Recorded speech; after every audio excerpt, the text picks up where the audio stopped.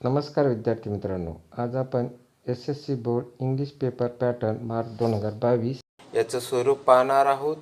हा paper third language इंग्लिशचा आहे. हा पेपर ॲक्टिव्हिटी बेस असल्यामुळे याला ॲक्टिव्हिटी शीट असं म्हणतात. हा पेपर रिटन पेपर 80 मार्काचा असतो आणि ओरल इव्हॅल्युएशन म्हणजे तोंडी मूल्यमापन हे 20 मार्काचं असतं. अशा प्रकारे हा 100 मार्काचा पेपर असतो. या 80 मार्काच्या ॲक्टिव्हिटी शीटमध्ये एकूण 6 सेक्शन असणार आहेत. पहिला सेक्शन लँग्वेज स्टडीवर आहे आणि हा प्रश्न 10 मार्कासाठी विचारला जाणार आहे. त्याच्यानंतर दुसरा सेक्शन जो आहे तो टेक्स्च्युअल पॅसेज आहे, म्हणजे आपल्या पुस्तकातील पॅसेज इथे दिले जाणार आहे आणि तो 20 मार्कासाठी असणार आहे. त्याच्यानंतर सेक्शन थर्ड हा कवितेवर असणार आहे आणि याला 10 मार्काचा तो असणार आहे. त्याच्यानंतर सेक्शन 4 हा नॉन टेक्स्च्युअल पॅसेज इथे विचारला जाणार आहे, म्हणजे पुस्तकाबाहेरील पॅसेज असेल. याच्यावर 2 प्रश्न विचारले जातील. एक पॅसेजवरील प्रश्नांची उत्तरे इथे लिहावे लागणार आहे आणि दुसरा प्रश्न समरी रायटिंगवर असेल. याच्यानंतर सेक्शन 5 हा रायटिंग स्किलवर असणार आहे, ज्याला 20 मार्क दिले आहेत आणि सेक्शन 6 जो आहे तो ट्रान्सलेशनसाठी आहे, त्याला 5 मार्कासाठी तो विचारला जाणार आहे. या 80 मार्काच्या ॲक्टिव्हिटी शीटमध्ये कशा प्रकारचे प्रश्न विचारले जातात, कशा प्रकारच्या ॲक्टिव्हिटी असतील हे आपण पाहूया. सेक्शन फर्स्ट लँग्वेज स्टडी हा 10 मार्काचा आहे, हे आपण पाहिलेलं आहे. यामधील पहिला प्रश्न डू ॲज डिरेक्टेड म्हणजे सांगितल्याप्रमाणे करा. यामध्ये 6 ॲक्टिव्हिटी विचारल्या जातील आणि त्यापैकी 4 ॲक्टिव्हिटी आपल्याला सोडवायच्या आहेत. 4 ॲक्टिव्हिटीचे प्रश्नांची उत्तरे आपल्याला लिहायची आहेत. प्रत्येक ॲक्टिव्हिटी 2 मार्कासाठी आहे आणि अशा प्रकारे आपल्याला 8 मार्क मिळवता येतील. त्याच्यानंतर प्रश्न बी यामध्ये डू ॲज डिरेक्टेड यामध्ये 4 ॲक्टिव्हिटी दिलेल्या असतील, त्यापैकी 2 ॲक्टिव्हिटी आपल्याला सोडवायच्या आहेत आणि त्याला 2 मार्क आहेत. अशा प्रकारे 10 मार्क आपल्याला पहिल्या सेक्शनमध्ये मिळवता येतील.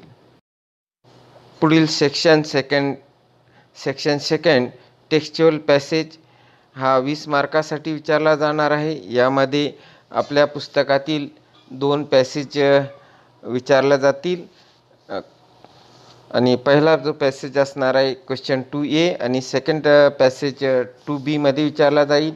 तर आपण पाहूया 2A मधील ॲक्टिव्हिटीज कशा असतील ते. Read the passage and do the activities हा 10 मार्कासाठी असणार आहे.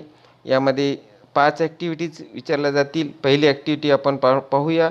यामध्ये सिम्पल फॅक्च्युअल क्वेश्चन्स विचारल्या जाणार आहेत. यामध्ये ट्रू ऑर फॉल्स असेल किंवा ॲग्री डिसॲग्री या प्रकारचा प्रश्न इथे विचारला जाईल, किंवा मॅच द पेअर्स किंवा complete the sentence, name the following अशा प्रकारे प्रश्न या ॲक्टिव्हिटीजमध्ये विचारला जातील आणि हा प्रश्न 2 मार्कासाठी असेल.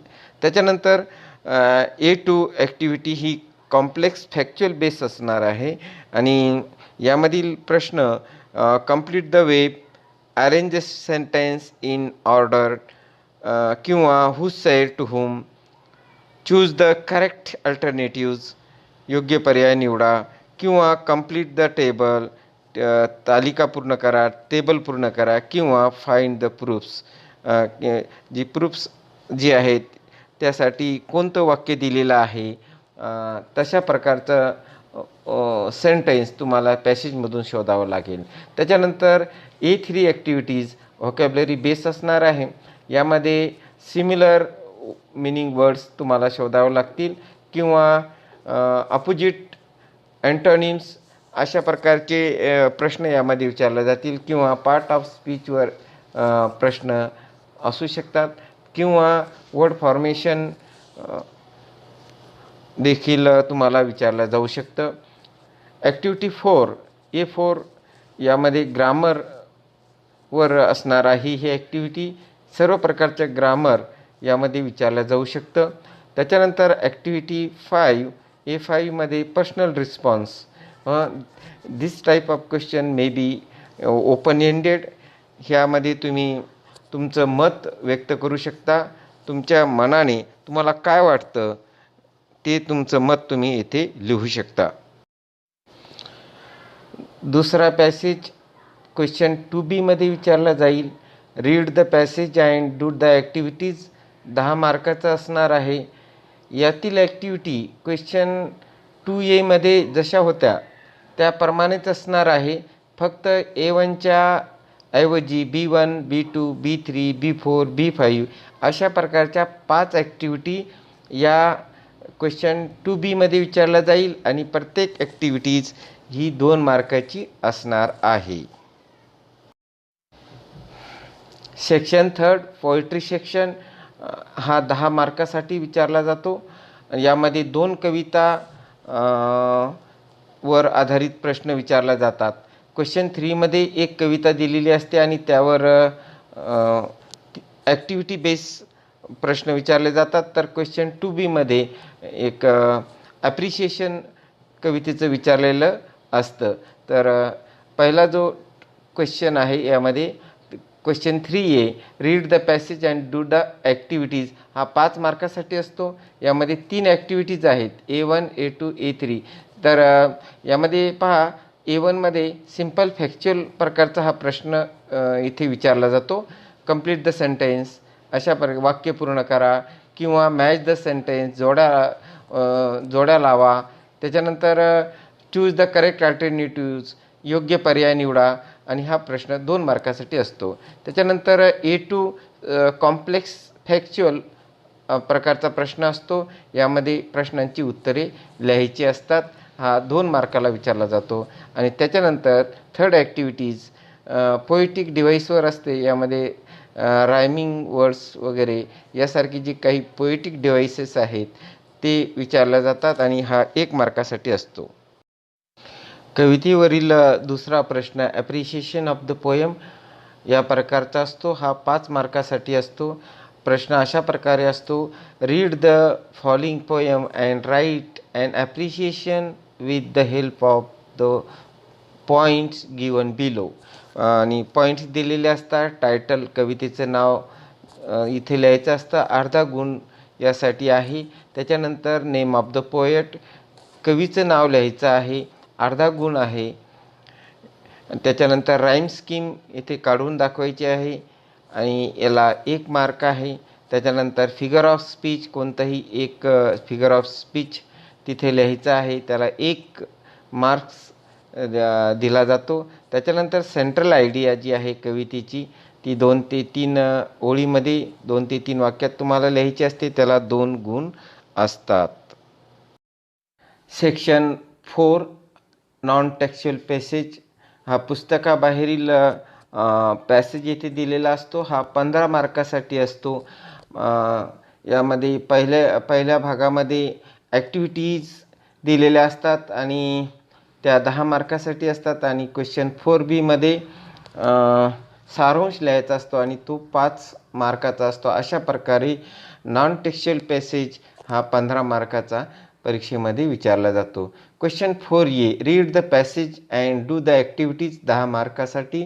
यामध्ये 5 ॲक्टिव्हिटीज आहे. एक ॲक्टिव्हिटी आपण समजून घेणार आहोत.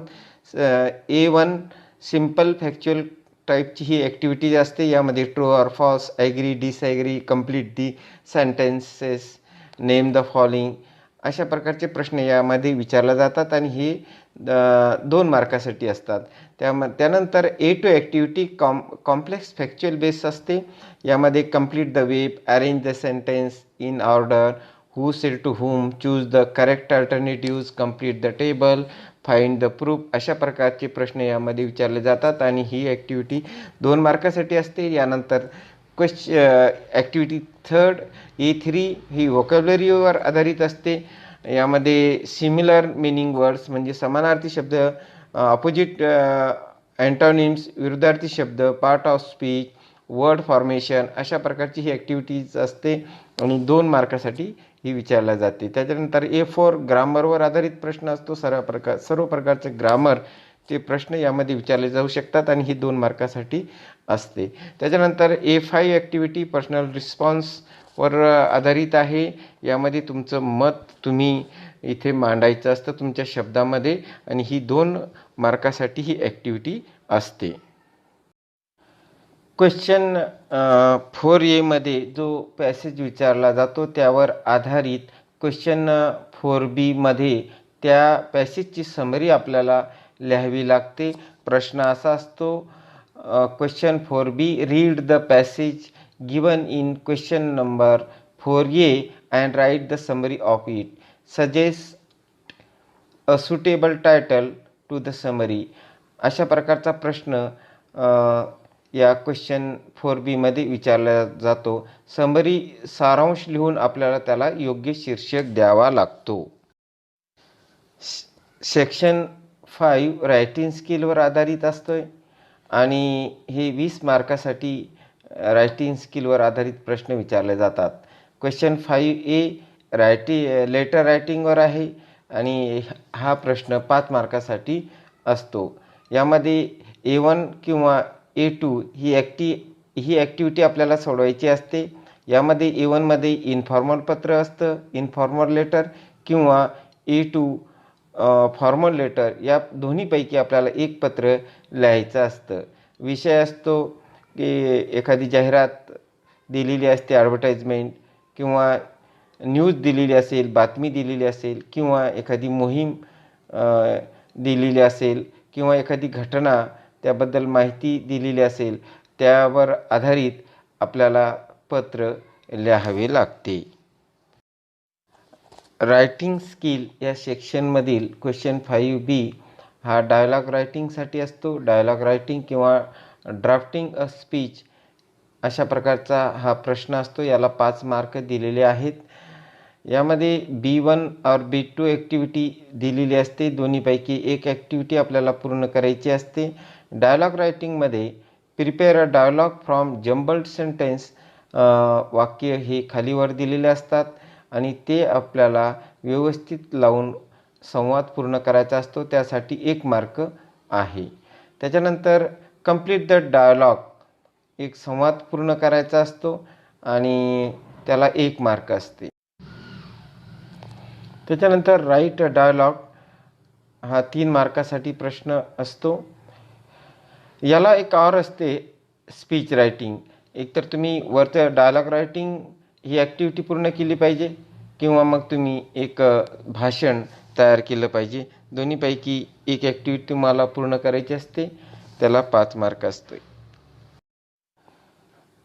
क्वेश्चन 6A इन्फॉर्मेशन ट्रान्सफर हा 5 मार्कासाठी असतो. यामध्ये देखील 2 ॲक्टिव्हिटी दिलेल्या असतात. दोन्हीपैकी एक ॲक्टिव्हिटी आपल्याला लिहायची असते. पहिली असते नॉन व्हर्बल टू व्हर्बल. यामध्ये table, web diagram, tree diagram, flow chart, पाय चार्ट यामध्ये माहिती दिलेली असते आणि ती आपल्याला व्हर्बलमध्ये म्हणजे माहितीच्या स्वरूपामध्ये सादर करायची असते. याला एक और असते, त्यामध्ये व्हर्बल टू नॉन व्हर्बल. यामध्ये माहिती दिलेली असते, एक पॅसेज दिलेला असतो छोटासा आणि ती माहिती आपल्याला table, web diagram, tree diagram किंवा फ्लो चार्ट किंवा पाय चार्ट यामध्ये ती कन्व्हर्ट करायची असते. रायटिंग स्किलमधला question 6B expand the theme या स्वरूपाचा असतो आणि याला 5 गुण असतात. यामध्ये 2 ॲक्टिव्हिटी दिलेल्या असतात. दोनपैकी आपल्याला एक ॲक्टिव्हिटी लिहायची असते. A1 और B1 और B2 do one of the following activities अशा प्रकारचा हा प्रश्न असतो. B1 मध्ये न्यूज रिपोर्ट आपल्याला लिहायचा असतो. यामध्ये डे सेलिब्रेशन असेल, एखाद्या ठिकाणी व्हिजिट दिली असेल आपण तर त्याविषयी माहिती लिहावी लागते. एखादा ॲक्सिडेंट झालेला आहे आणि त्याची आपल्याला एक रिपोर्ट तयार करायचा. त्याच्यानंतर स्पोर्ट ॲक्टिव्हिटी असेल त्याचा रिपोर्ट आपल्याला तयार करू शकतो आपण. तसंच एखादी नैसर्गिक जी आपत्ती आहे क्लायमेटीज त्याच्यावर देखील आपल्याला रिपोर्ट विचारला जाऊ शकतो. त्याच्यानंतर याला और असतं डेव्हलप अ स्टोरी. यामध्ये एखाद्या स्टोरीचा, एखाद्या गोष्टीचा आपल्याला शेवट दिलेला असेल किंवा सुरुवात दिलेली असते आणि आपल्याला ही गोष्ट तयार करायची असते. अशा प्रकारचा प्रश्न या एक्सपांड द थीम यामध्ये विचारलेला असतो. सेक्शन 6 स्किल डेव्हलपमेंटसाठी असतो. हा 5 मार्कासाठी विचारला जातो. Question number 7 translation. यामध्ये 3 उपप्रश्न असतात. पहिलं जे आहे ते असते आपल्या पाठ्यपुस्तकातील 6 शब्द इथे दिलेले असतात. त्यापैकी 4 शब्दांचे अर्थ आपल्याला आपल्या माध्यमामध्ये, म्हणजे मराठी माध्यम असेल तर मराठीमध्ये आपल्याला त्यांचे अर्थ लिहावे लागतात. त्यासाठी 2 मार्क असतात. त्याच्यानंतर translate the following sentence into your medium of instruction. आणि काही मग तिथं परत 2 दिलेल्या वाक्यापैकी कोणत्याही 2 वाक्याचे आपल्याला ट्रान्सलेशन करायचं असतं. त्यासाठी 2 मार्क असतात. आणि त्याच्यानंतर translate the following idioms proverb into your medium of instruction. आणि दिलेल्या म्हणीपैकी कोणत्याही एका म्हणीचा अर्थ आपल्याला आपल्या मातृभाषेत म्हणजेच मराठीमध्ये किंवा जे आपलं माध्यम असेल त्यामध्ये लिहायचा असतो. त्यासाठी 1 मार्क असते. अशा प्रकारे तुम्हाला 80 मार्काची ॲक्टिव्हिटीचे मूल्यमापन कशा प्रकारे केलं जातं हे समजलं असेल. आता ओरल ऑर इंटरनल इव्हॅल्युएशन हे शालेय लेवलवर होत असते आणि त्यामध्ये लिसनिंग स्किल जी आहे तर ती 5 मार्कासाठी असते आणि स्पीकिंग स्किल ही 5 मार्कासाठी असते. त्याचप्रमाणे 2 असाइनमेंट शिक्षक देत असतात आणि ते 10 मार्काचे असतात. अशा प्रकारे एकूण 20 मार्कासाठी इंटरनल इव्हॅल्युएशन अंतर्गत मूल्यमापन होत असते. अशा प्रकारे इंग्रजी विषयाचं 100 मार्काचं मूल्यमापन तुम्हाला समजलं असेल. Thank you for watching.